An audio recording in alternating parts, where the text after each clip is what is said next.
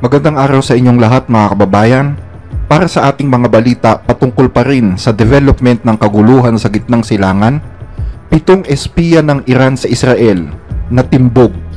Mga ginto na nagkakahalaga ng milyon-milyong dolyar ng Hezbollah na hukay sa isang bunker.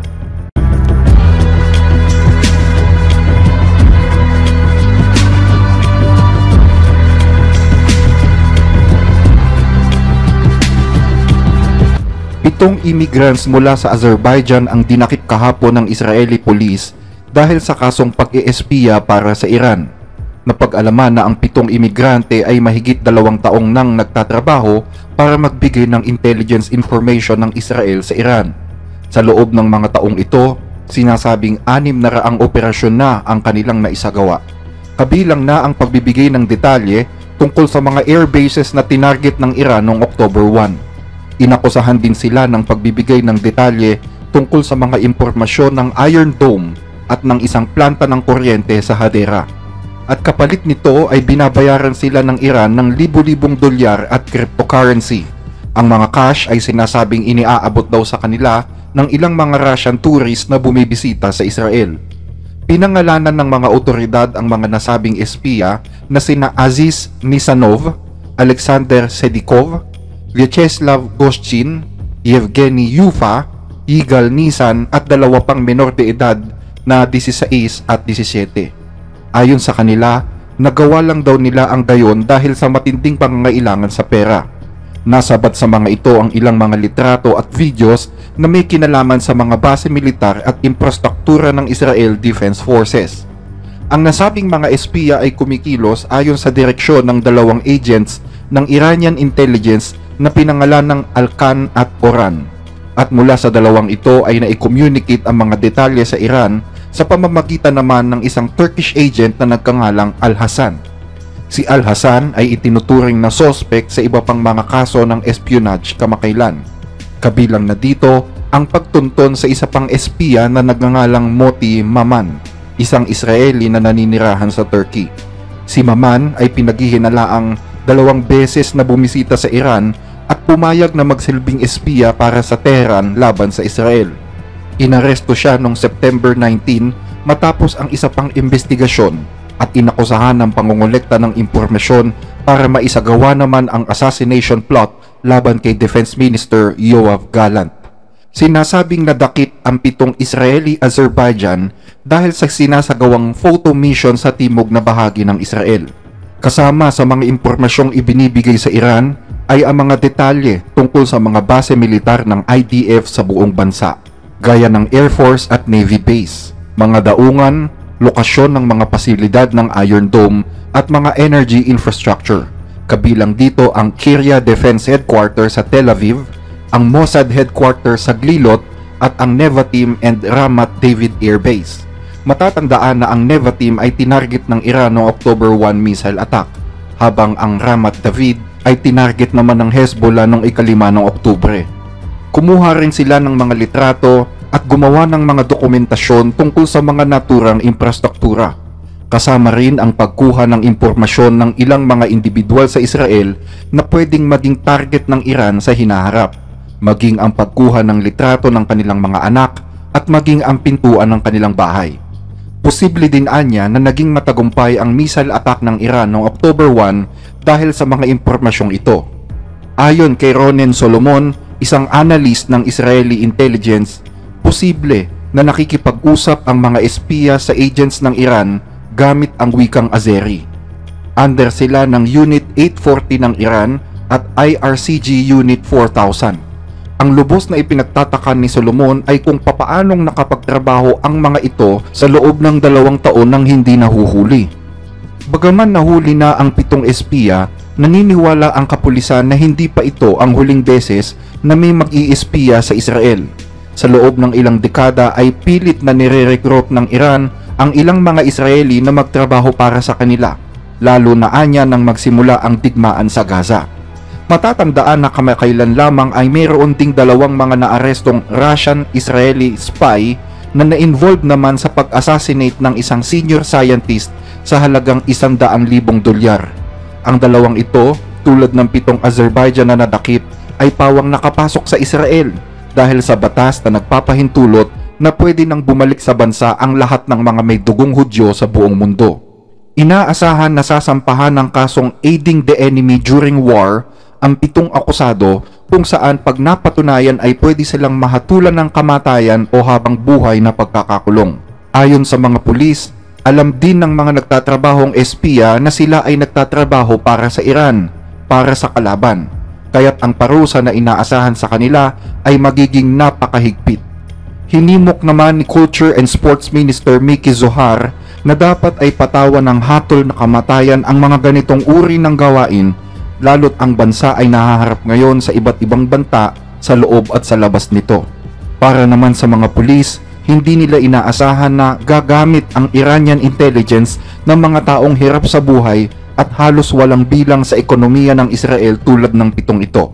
Isa pa sa mga impormasyong na ibigay nila ay ang mga detalye tungkol sa base militar sa Golani na binomba naman ng mga Hezbollah nito lang nakaraang buwan na nagresulta sa pagkamatay ng ilang sundalo at pagkasugat ng iba pa. Dahil dito, sangkot sila sa pagkamatay ng mga ito. Samantala, sa ibang balita, inihayag naman ng Israeli Defense Forces or IDF ang mga impormasyon ukol sa mga pinanggagalingan ng pondo ng Hezbollah. Kabilang dito ang isang bunker na matatagpuan sa ilalim daw ng isang ospital sa timog na bahagi ng Beirut na naglalaman ng daan-daang milyong dolyar at ginto. Ang operasyon ay bahagi ng pinalawak na kampanya laban sa Hezbollah sa pamamagitan ng mga airstrike upang pahinain ang kakayahan nito na pondohan ang kanilang mga operasyon. Ayon kay IDF spokesperson Rear Admiral Daniel Hagari, tinarget ng Israeli Air Force ang mga pangunahing pinansyal na pasilidad ng Hezbollah. Tinatayang mayroong hindi bababa sa kalahating bilyong dolyar at ginto ang itinago sa isang bunker sa ilalim ng ospital sa Timog Beirut. Dagdag pa niya, ang perang ito ay maaaring gamitin sana upang muling itayo ang estado ng Lebanon. Subalit ginagamit ito ng Hezbollah upang pondohan ang kanilang mga operasyon sa halip na mapakinabangan ng mga mamamayan sa Lebanon. Ipinakita din ni Hagari ang isang mapa na nagpapakita ng lokasyon ng bunker sa ilalim ng Al-Sahel Hospital sa Timog Beirut. Mas kilala ang lugar na ito sa tawag na Dahiye, kung saan malakas dito ang presensya ng Hezbollah. Sinigurado naman niya na hindi bobombahin ng Israel ang nasabing ospital dahil hindi naman sila nakikipaglaban sa mga sibilyan kundi sa mga teroristang Hezbollah. Sinabi rin ni IDF Chief of Staff Lieutenant General Herzi Halevi na mahigit 200 ng target na pagmamayari ng Al-Qard Al-Hassan, isang financial firm na may kaugnayan sa Hezbollah, ang tinarget na mga airstrike ng Israel. Umabot sa halos 30 target sa Lebanon ang tinamaan sa mga naturang airstrike. Pinahintulutan ng US ang nasabing mga airstrike dahil sa paratang na ginagamit ang mga pera ng financial institution na ito para pondohan ang mga operasyong terorista ng Hezbollah. Ang Al-Qard Al-Hassan ay isang financial firm na nakarehistro bilang charity work at nag-aalok ng credit sa mga customer kapalit ng pagdeposito nila ng ginto ng walang interes simula pa noong 1980s. Inakusahan ng Israel na kumikita ang Hezbollah mula sa mga mamamayan ng Lebanon sa pamamagitan ng kumpanyang ito. Matagal nang gusto ng Amerika na papanagutin ang asosasyong ito dahil ginagamit ito ng Hezbollah bilang pantakip upang itago ang kanilang mga aktibidad sa pananalapi at makakuha ng akses sa international financial system. Ayon sa IDF spokesperson, nagdanas daw ng matinding krisis pinansyal ang bansang Lebanon dahil sa ganitong uri ng pananamantala ng Hezbollah. Sinasabi rin na maliban sa Iran, ang mga mamamayan sa Lebanon ang isa pa sa mga source ng pondo ng Hezbollah sa kanilang mga operasyon. Ayon sa kanya, na itatransfer ang pera sa Hezbollah mula sa Syria. Kabilang dito ang mga maleta ng pera at ginto na dinadala sa embahada ng Iran sa Beirut. Bukod sa kita ng institusyon, nagtatayo rin anya ang teroristang grupo ng mga pabrika sa Syria, Lebanon, Yemen at Turkey bilang pandagdag kita sa kanilang mga operasyon. Sinasabing mayroong mga halos 30 branches ang Al-Qard Al-Hassan sa buong bansa. Pangunahin na sa mga kuta ng Hezbollah sa timog na bahagi ng Beirut. Mayroon din anyang mga branches sa gitnang Beirut at sa iba pang pangunahing lungsod tulad ng Sidon at Tyre. Samantala, pinabulaanan naman ni Fadi Alame, isang mambabatas mula sa Shiite Amal Movement Party at direktor ng ospital, ang mga paratang ng IDF na mayroon ng mga ginto sa ilalim ng kanilang establishmento. Ayon sa kanila, ang mayroon lamang doon ay mga operating room, pasyente at isang punerarya, at walang bunker na naglalaman ng ganong kalaking pera. Bagaman sinabi ng Israel na hindi pa sasabugin ang ospital, nag-umpisa na rin ang evacuation nila mula rito. Sa karagdagang balita, sinabi kahapon ng isang mataas na opisyal sa Israel at dating military official na anuman ang targetin ng Israel sa Iran, hindi ito magiging isang beses na pag-atake lamang, kundi simula pa lang ng mas mahabang digmaan sa pagitan ng dalawang bansa.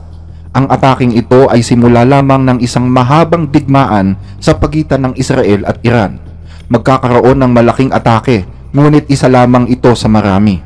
Yan ang pahayag ni retired Brigadier General Amir Avivi. Si Avivi ay sinasabing malapit na kaibigan at kapitbahay ng punong ministro Benjamin Netanyahu sa bahay nito sa Caesarea at regular na kinukonsulta ng mga pangunahing opisyal ng gobyerno. Ayon kay Avivi, hindi mahalaga kung ano ang unang targetin ng Israel dahil ano't ano man ito ay umpisa lamang sa mahabang listahan nila. What Israel is going to attack now, because it's just the beginning of a long-term campaign against Iran. Just like the war in Gaza, it's not a day or one attack, and the war in Lebanon also, it's not about one airstrike. When you talk about a country that is more than 1,000 miles from Israel, it's also not about one airstrike.